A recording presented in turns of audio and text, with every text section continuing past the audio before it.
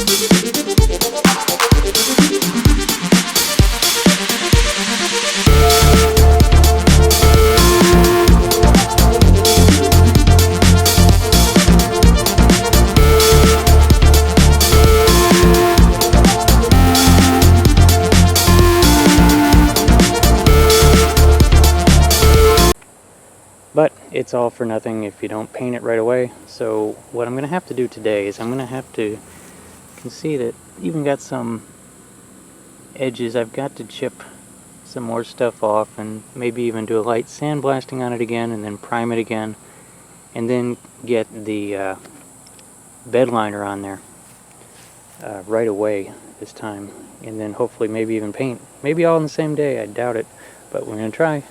So I'm going to move this farther out into the yard, work on it, and do all that. Okay, I've got it all chipped now, and got quite a bit of stuff off there. And that is because over the last 3 or 4 months, the water has been able to get under everything and wreak havoc. And so, yeah, I just used the crowbar on that, get all the loose stuff off, and I'll go get the sandblaster now. Okay, and here's my basic sandblaster setup. I'm just using, I got it from Sears, it's a Sanborn sandblaster head to a piece of, this is just gas line, to a metal pipe stuck into a bucket of sand, and it works. And so let me get set up on a tripod and I'll get started. Okay, so you might be wondering, how is it that you can film sandblasting without ruining your camera? Well, actually, I am way over here. And that's what you gotta do. I'll still get sand on the camera, even this far away, but it will be greatly reduced. Anyway, let's get started.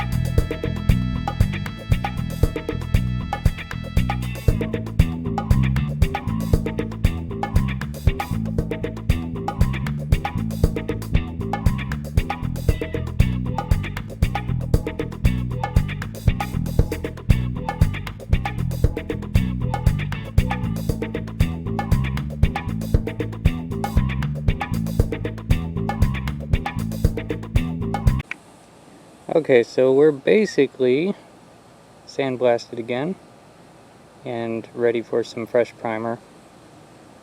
And yeah, sorry I didn't film all that sandblasting. It was just getting all over the camera, even that far away. That's like 20 feet away.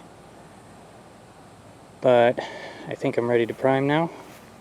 Better do it quickly, honestly, because it looks like there's rain coming.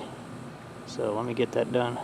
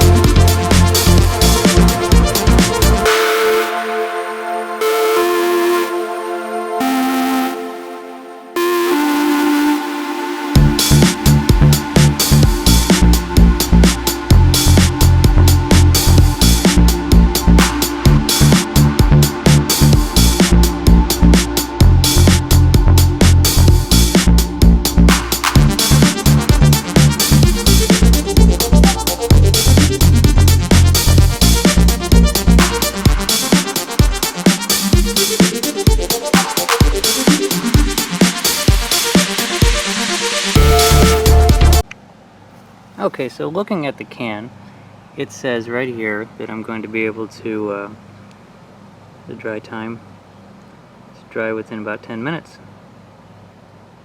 Allow more time in cooler temperatures. That's not what we have right now.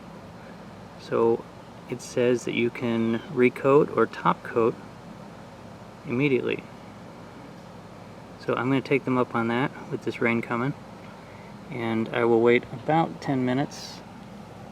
It's been about 10 minutes. I might maybe wait another 10, and then I'm going to put on the bed liner.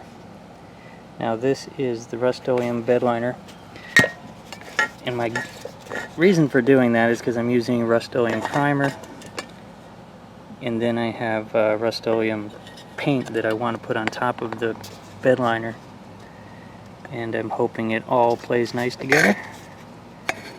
But here I just wanted to show that it says right here that surface preparation, yeah, it says it apply to bare or primed metal surface. So it's not like the primer is going to ruin it, I hope. But anyway, the next scene should be me setting up the tripod again and painting it with the bed liner.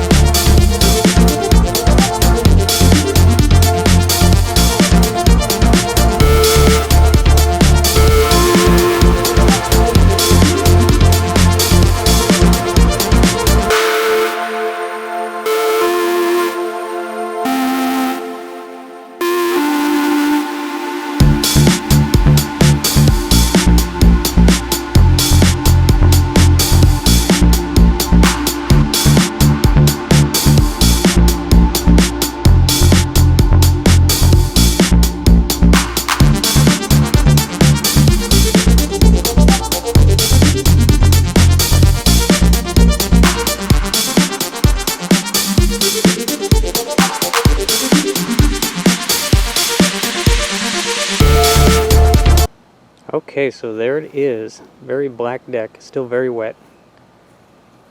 And it says that it needs an hour to recoat, but I think that means recoat with the same bed liner. And I'm looking to coat it with paint. So it says wait 24 hours for it to be completely dry. And that's what I'm going to do for sure. I'm not going to try to get the actual paint on here until tomorrow, but that will all still be part of this same video. So yeah, then you'll finally get to see the surprise. What color is it going to be? That should be coming up pretty much in the next scene or two. But there it is with the bed liner. I'm glad I bought 2 cans because it used up the first can really quick, and that is just putting it in. you know, this thick. I wanted to make sure it was on there really thick, especially in those areas right there, as my best defense against all that rust and corrosion that happens on these. But yeah, it took most of 2 cans. I really don't think it would have done a whole truck bed. I didn't read on how many they would say for a whole truck bed. But for a mower deck, it's 2 cans. Anyway, next scene should be moving on to paint. So here it is 24 hours later. As you can see, it's really looking like a bed liner now. It's not all shiny.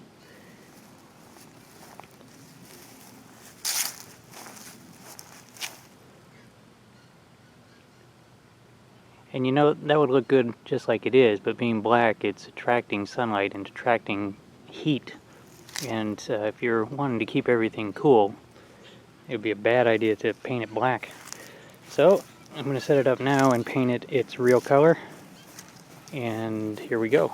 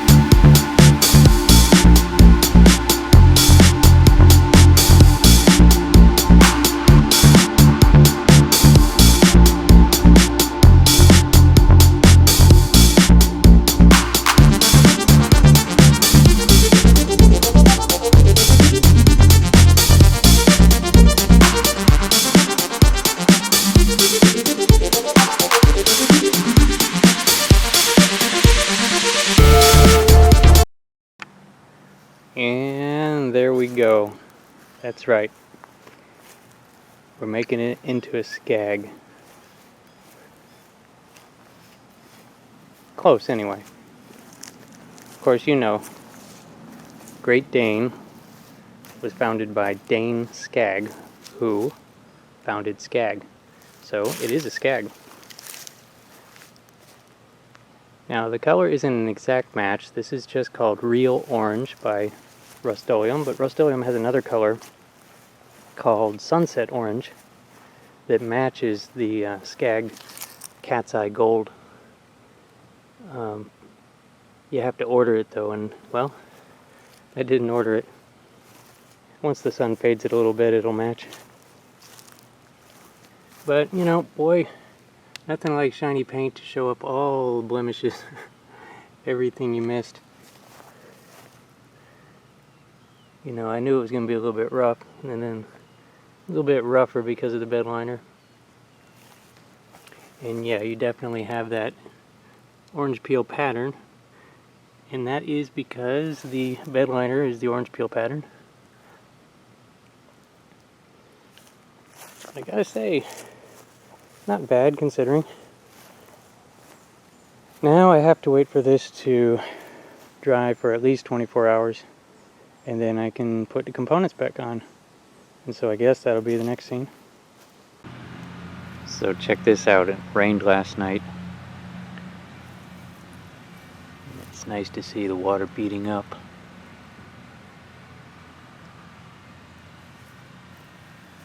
Definitely not going to rust now.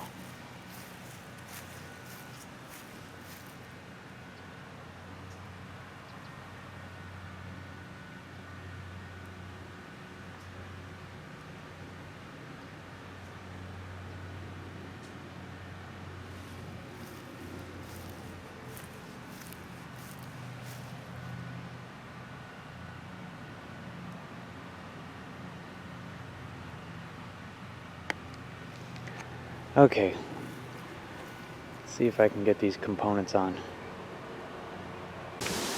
Okay, I don't know if you can hear me or not. We've got a super windy day, but it is the day to put this together. I've got all the parts laid out, about the way they go on there as I remember them. And I've got all the hardware ready to go, and I brought all the right tools out.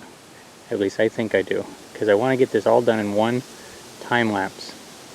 And so over here you can see I've got the new idler pulleys.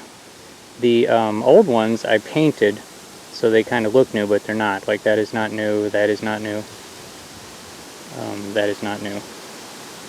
And I painted the base of the arm with the undercoating, the truck bed liner. And I've got kind of a combination of brand new hardware and old hardware, because when I got to the store my mind went almost completely blank. And like here you see some of the older ones for the spindles, because somehow I was thinking there were 5 holes on each one, and there are 6. So I picked out the best of the previous hardware, and you know, we'll make it work. And it is just the zinc coated, because I have to change out all the hardware on the Cheetah as well, because it's rusting. And so I think that sometime this winter I'm just going to have a big 2 mower hardware changing over to stainless steel party, and we'll do this one and the Cheetah at the same time. It'll be a new video. But I hope you can hear me. I'm going to set up the camera and we're going to try to do a time lapse on this, and it should be neat. So here we go.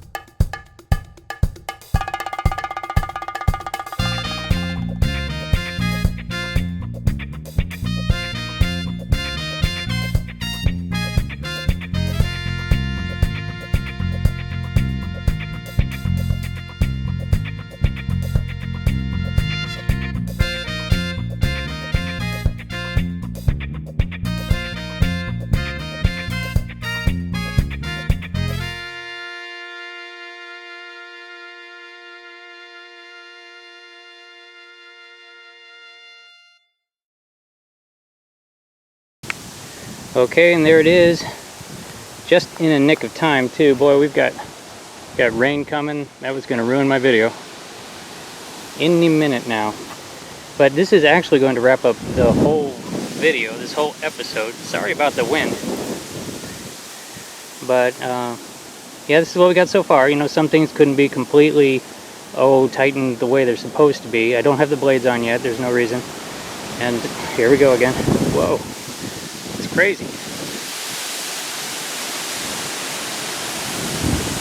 Oh my. Anyway, this is gonna wrap up this episode, whether I like it or not. The next episode, we're gonna start working on the chassis over there. And this is not going to be the same amount of prep, so don't worry.